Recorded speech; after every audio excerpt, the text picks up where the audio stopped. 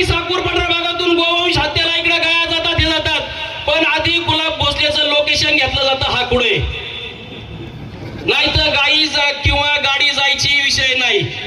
साहेबांना माहिती घारगावच्या का गाडी पेटती नाही तर काहीतरी उद्योग होतो.